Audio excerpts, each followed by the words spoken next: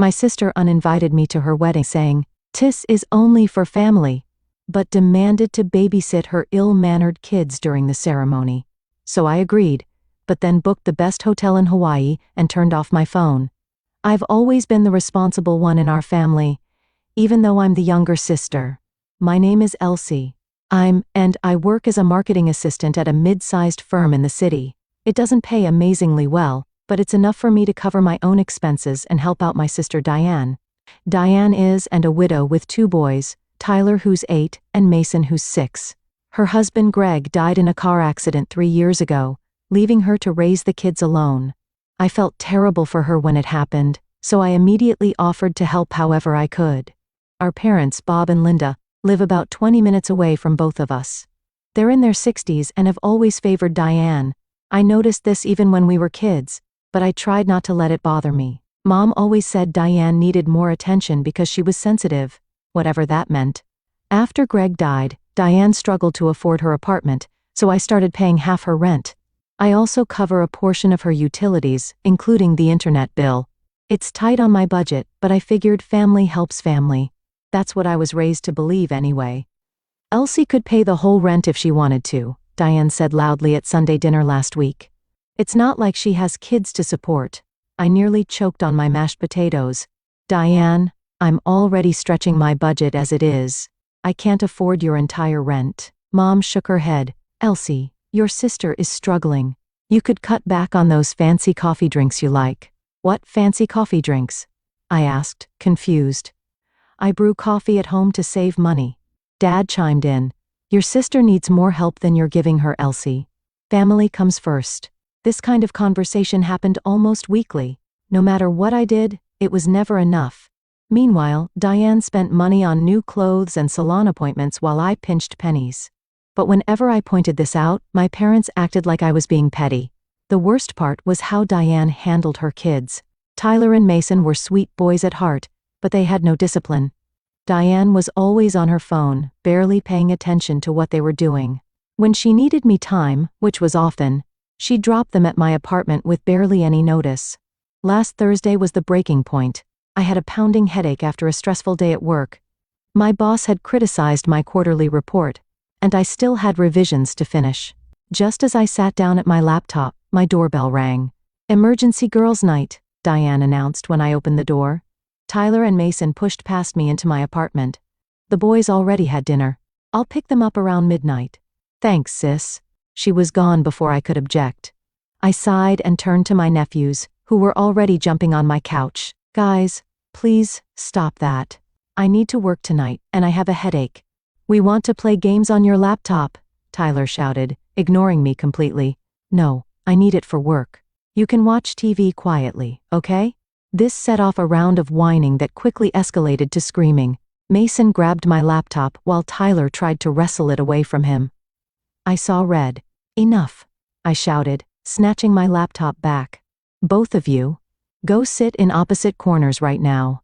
If you can't behave, I won't pay for your internet next month. Is that clear? Their eyes widened in horror at the threat. Suddenly, they were perfectly capable of following directions. They sat quietly in the corners, occasionally shooting me resentful looks. After 15 minutes, I let them watch a movie. They behaved for the rest of the evening, and I managed to finish my work. When Diane finally came to pick them up, at a.m. not midnight, they immediately started complaining. Aunt Elsie was mean to us. Tyler said, "She made us sit in corners. She said she wouldn't pay our internet," Mason added. Diane's face darkened. "You did what to my children?" "They were fighting over my laptop. I needed to work. How dare you discipline my kids? You have no right. You think paying some bills gives you the right to abuse my children? I could call the police for this." I was stunned. Abuse? Diane? They were out of control. I don't want to hear it. Come on, boys. We're leaving. She stormed out, slamming my door so hard a picture fell off the wall. My phone rang 20 minutes later. It was Mom. "Elsie, how could you treat your nephews that way? After all your sister has been through? I raised you better than this." I tried to explain, but she wouldn't listen. As I lay in bed that night, I wondered when I had become the family villain simply for having boundaries. Little did I know, things were about to get much worse. 3 days later, Diane called me with exciting news. She'd met someone named Ryan at her yoga class. He was divorced, worked in finance, and was totally hot. I was genuinely happy for her. Maybe having someone new in her life would take some pressure off me. Over the next 2 months, Diane's relationship with Ryan became the center of her universe. She talked about him constantly, showing me pictures and relaying their conversations. Initially, I was thrilled for her. She deserved happiness after losing Greg. But my happiness quickly faded when I realized what her new relationship meant for me. "Can you take the boys tonight?" "Ryan's taking me to that new Italian place," Diane asked one Tuesday afternoon. It was the 3rd time that week she'd asked me to watch them. "I don't know, Diane. I've got a big presentation tomorrow I need to prepare for. Please. It'll just be a few hours. They'll be good, I promise." They weren't good. They never were. But I agreed because saying no to Diane meant enduring guilt trips from her and my parents. It became a pattern. Diane would drop off the boys with little notice, promising to be back early, then return hours later than planned. The boys' behavior worsened with each visit. They seemed angry about being pawned off so their mom could date, and they took it out on me in my apartment. One night, they spilled grape juice on my white sofa. Another time, they broke a ceramic bowl my grandmother had given me. After 8 weeks of this routine, I was mentally and physically exhausted. My work was suffering, my apartment was constantly a mess, and I had no social life of my own. Something had to change. Sunday dinner at my parents' house seemed like a good opportunity to address the situation. Diane was in an excellent mood, having just returned from a weekend getaway with Ryan. The boys were running around the backyard while we sat at the patio table. "Diane," I said carefully, choosing my words, "I'm really happy that things are going so well with Ryan. But I need to talk about the babysitting situation." My sister's smile faltered. "What about it?" It's become really frequent, and usually without much notice. I work full-time too, and I need some evenings to myself. Maybe we could set up a schedule, or find another babysitter for some nights." Diane's face hardened. "You're just being selfish. You don't want to spend time with your own nephews." "That's not what I said. You're jealous." She stood up, pointing her finger at me. "You're jealous that I found someone, and you're still single. That's what this is really about." I looked at my parents, expecting them to intervene, to point out how ridiculous Diane was being. Instead, Mom nodded in agreement. "Elsie, your sister finally has a chance at happiness again. Can't you put your own needs aside for once?" Mom said. Dad crossed his arms. "Family helps family, period." I felt like I'd been punched in the stomach. "Are you serious right now? I've been helping for years. I pay half her rent, part of her bills, and I've watched the boys constantly. I just need some balance." "Balance?" Diane scoffed. "Try raising 2 kids alone. Oh wait, you can't even manage to find a date." That was the final straw. I stood up, my chair scraping loudly against the deck. "I'm done. Find someone else to be your free babysitter." I quit. I walked out, ignoring Diane's screams and my mother's calls to come back. For the first time in years, I felt a weight lifting off my shoulders, despite the anger burning in my chest. 2 days later, Diane showed up at my door with the boys in tow. "I have a date with Ryan." "It's important." "No," I said simply, blocking the doorway. "I told you I'm done babysitting." Her face contorted with rage. "You can't be serious. The boys are already here. Where are they supposed to go?" "That's for you to figure out. You're their mother." She tried to push past me, but I held firm. "You're trying to ruin my relationship," she shouted. "You want me to be alone forever like you?" I closed the door in her face and locked it. I could hear her pounding and yelling, but I turned up my TV and ignored it. Eventually, she left. The phone calls started that evening. First Diane, then Mom, then Dad. I let them all go to voicemail. My mother's message was particularly harsh. "You're driving yourself out of this family, Elsie. Prepare for the consequences." Despite our fight, I continued sending money for Diane's rent and bills. It felt like the last thread connecting me to my family, and I wasn't ready to cut it completely. Weeks passed. The calls and texts gradually stopped. I focused on work, started a yoga class, and even went on a few dates. For the first time in years, I was putting myself first. Then, after nearly 3 months of silence, My phone lit up with a text from Mom, family dinner tomorrow night at Carmine's, 7 p.m. Diane has news. Please, come. I hesitated, but curiosity got the better of me. Maybe enough time had passed for things to cool down. Maybe Diane was ready to apologize. I texted back a simple okay, and spent the next day anxious about what awaited me. When I arrived at the restaurant, everyone was already seated, Mom, Dad, Diane, Tyler and Mason running around the tables, and a tall man with dark hair, who I assumed was Ryan. He stood and extended his hand when I approached. You must be Elsie, I've heard so much about you, he said with a warm smile. I doubted anything he'd heard was positive, but I smiled back. Nice to meet you, Ryan. Dinner started pleasantly enough. Ryan seemed normal, even occasionally shooting disapproving glances at the boys when they acted up. Diane was practically glowing, holding Ryan's hand on top of the table. Maybe things really had changed. After we ordered our food, Diane cleared her throat dramatically and reached for Ryan's hand. I have something important to share with everyone, she announced, her voice ringing with excitement. Ryan and I are getting married. My parents erupted in cheers. Dad clapped Ryan on the back while Mom wiped away tears. Congratulations, I said, genuinely happy for her. When's the big day? 4 months from now, Ryan answered. We found a perfect venue with a cancellation. That's wonderful news, I said. I'm really happy for both of you. Diane's smile suddenly hardened. There's something else you should know, Elsie. The tone of her voice made my stomach clench. The wedding will be small. Family only. She paused, staring directly at me, and I've decided not to invite you. The table fell silent. I felt like I'd been slapped. What? I finally managed. You heard me. This wedding is for people who act like family. You made it clear where you stand when you refused to help with my children. I looked at my parents, waiting for them to say something, to defend me. Mom looked down at her plate. Dad shook his head.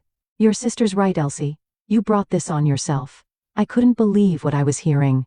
3 years of financial support, countless hours of babysitting, and all the emotional labor I'd put into helping Diane meant nothing because I'd finally set a boundary. I didn't say another word. I simply gathered my purse, placed some cash on the table for my meal, and walked out. No one called after me. That night, I made a decision. I blocked all their numbers and removed them from my social media. But I couldn't bring myself to stop the automatic transfer that paid Diane's rent. Life went on. I threw myself into work, made new friends at my yoga class, and even started dating a guy named Michael who worked at the coffee shop near my office. I was building a life that didn't revolve around my sister's needs, and it felt good.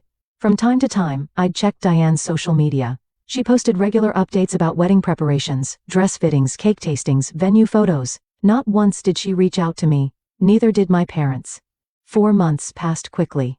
The wedding was scheduled for Saturday, and I was planning a quiet weekend at home with takeout and Netflix. Michael had invited me to a concert, but I declined. As much as I tried to pretend otherwise, I knew I'd be thinking about the wedding all day. Friday evening, I was making dinner when someone knocked on my door. I wasn't expecting anyone, so I peeked through the peephole. To my shock, Diane was standing in the hallway. I hesitated before opening the door. Diane? What are you doing here? She pushed past me into the apartment. We need to talk. She looked stressed. There were dark circles under her eyes, and her hair was pulled back in a messy ponytail instead of her usual perfect blowout. What's going on? I asked, crossing my arms. The wedding's tomorrow. Shouldn't you be at a rehearsal dinner or something? That's exactly what I want to talk about. She sat on my couch without being invited. I need you to watch the boys during the wedding tomorrow. I stared at her, certain I'd misheard. You want me to babysit tomorrow? When you've specifically uninvited me from your wedding? Look, they can't come to the ceremony. They'll ruin everything. Tyler's going through a phase where he interrupts constantly, and Mason broke a vase at the venue during our last visit. So, hire a babysitter. I tried. 2 different ones canceled on me. Besides, your family. You should help. I laughed in disbelief. Diane, you literally told me I wasn't family enough to attend your wedding. You can't have it both ways. You're blowing that whole thing out of proportion. She waved dismissively. I was upset, okay? But this is important. If you don't help me, I'll have to bring them to the wedding, and they'll cause a scene. That sounds like a parenting problem, not an Elsie problem. Her face hardened. Fine. If you won't do it for me, do it because Mom and Dad want you to. They'll be really disappointed if you refuse. Mom and Dad haven't spoken to me in 4 months. They didn't even call on my birthday.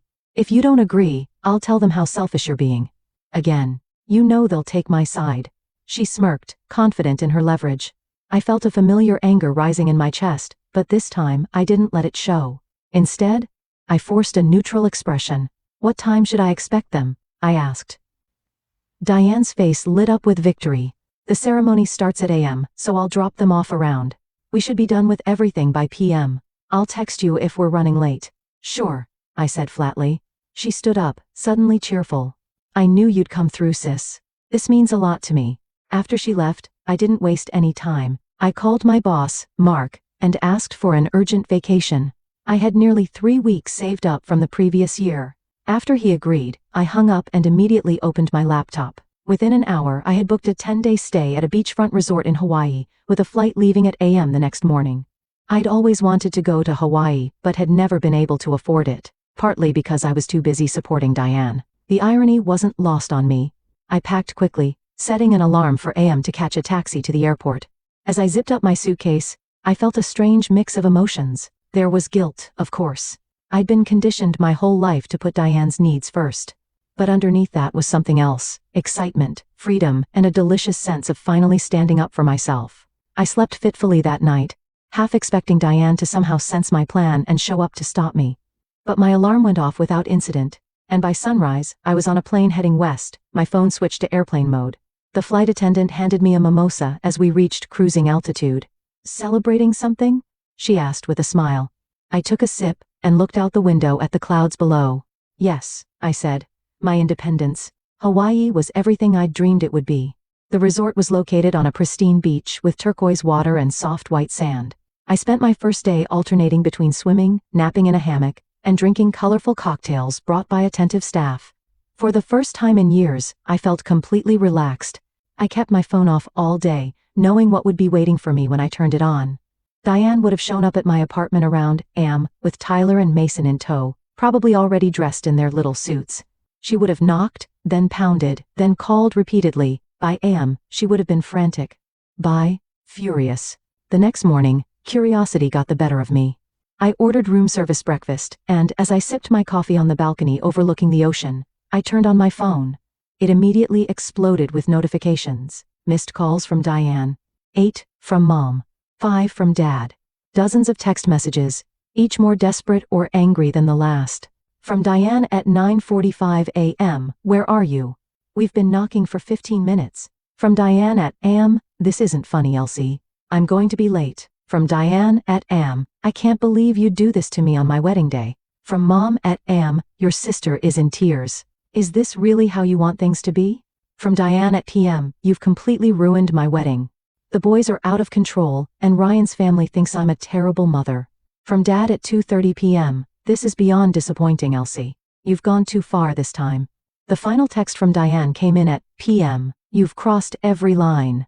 Don't bother trying to contact any of us again. You're not part of this family anymore." I should have felt devastated, but instead, I felt strangely liberated. They had cut me off, not the other way around. The decision was out of my hands now. I opened my banking app and canceled the recurring transfer for Diane's rent. Ryan could help her now. I turned my phone off again and went for a swim in the ocean. An hour later, I was lying on the beach when my cousin Rachel called. I almost didn't answer, but Rachel had always been kind to me. She'd been living abroad for the past few years and wasn't involved in the family drama. "Elsie, are you okay? I heard there was drama at the wedding. I got some angry texts. Sounds like the boys were a handful." "That's an understatement," Rachel said. "Diane had to bring them since you weren't there to babysit. Your parents tried to watch them during the ceremony, but they couldn't handle it." Tyler knocked over a flower arrangement during the bows, and Mason kept loudly asking when they could have cake. I tried not to smile but failed. During the reception, Rachel continued, they were running around the table screaming. The worst part was when they decided to play with the cake before it was cut. They stuck their hands in it and started a food fight. Ryan's mother looked like she was going to faint. "Oh my God!" I gasped, half horrified, half amused. Ryan's aunt, she's quite proper, said something like, "Perhaps you rushed into this marriage. You could have heard a pin drop. Diane blames you for everything, of course." "Of course she does," I said. "It couldn't possibly be that her kids need discipline, or that she should have hired a proper babysitter weeks ago instead of assuming I'd do it." "Exactly. Anyway, I just wanted to check that you're okay. And honestly, I think you did the right thing. They've all taken advantage of you for years." After talking to Rachel, I pushed thoughts of my family aside and enjoyed my vacation to the fullest. I went snorkeling with sea turtles, took a helicopter tour over volcanic landscapes, learned a hula dance, and ate fresh pineapple every day. By the time I flew home, I was tanned, rested, and more at peace than I'd been in years. There were no new messages from my family. I hadn't expected any, but the finality of the silence still stung a little. 3 weeks passed, I threw myself into work, and my boss noticed the difference in my energy and focus. He called me into his office one Friday afternoon. "Elsie, I've been impressed with your performance lately," Mark said. "The Thompson account is our most profitable this quarter, and your marketing strategy for the Wilson launch was brilliant. I'd like to offer you a promotion to senior marketing strategist." I was stunned. "Thank you, Mark. I don't know what to say." "Say yes. It comes with a 15% raise in your own office. You've earned it." With my new salary, I could finally afford a nicer apartment. I found a one-bedroom in a newer building with a gym and rooftop garden. Moving day was bittersweet. I was excited for my new place, but couldn't help thinking about how my family wasn't there to celebrate with me. Then, on a rainy Tuesday evening as I was unpacking the last of my kitchen boxes, Rachel called again. "Hey, cousin," I answered. "How are you?" "I'm good. But I've got some family gossip. Thought you might want to know what's happening with Diane. Is she okay?" Despite everything, I still cared. Physically, yes. Emotionally, not so much. She and Ryan are fighting constantly, mostly about the boys. He wasn't prepared for how challenging they are, and Diane isn't doing anything to address their behavior. She's been dumping them with your parents nearly every weekend so she and Ryan can have alone time to work on their marriage. I shook my head. That's not solving the real problem. The boys need consistent boundaries, not to be passed around like parcels. Exactly. Your mom is exhausted, and your dad threw out his back trying to stop Mason from climbing the bookshelf last week. The whole situation is a mess. Part of me felt vindicated, but mostly I felt sad for Tyler and Mason. None of this was their fault. They were acting out because the adults in their lives weren't giving them the structure they needed. "I hope they figure it out," I said for the boys' sake. "Do you ever think about reconciling with them?" Rachel asked carefully. I considered the question. I don't know. They'd have to acknowledge how they treated me, and I'm not sure they're capable of that. But I miss the family we could have been, you know? I get it. For what it's worth, I think you did the right thing. Sometimes you have to put yourself first. After we hung up, I made myself a cup of tea and sat on my new balcony, watching the city lights. I thought about my sister and my parents, about the nephews I probably wouldn't see grow up. There was sadness there, but no regret. I'd spent years being the family doormat, giving everything and receiving nothing in return. Breaking free had been necessary for my own well-being. Maybe someday they'd realize what they'd lost. Maybe they'd reach out with genuine remorse. Until then, I would continue building my life on my own terms. I had a job I loved, a beautiful new home, friends who respected me, and most importantly, I had myself stronger and more competent than I'd ever been. I raised my teacup in a silent toast to the future. Whatever it held, I was ready to face it on my own terms.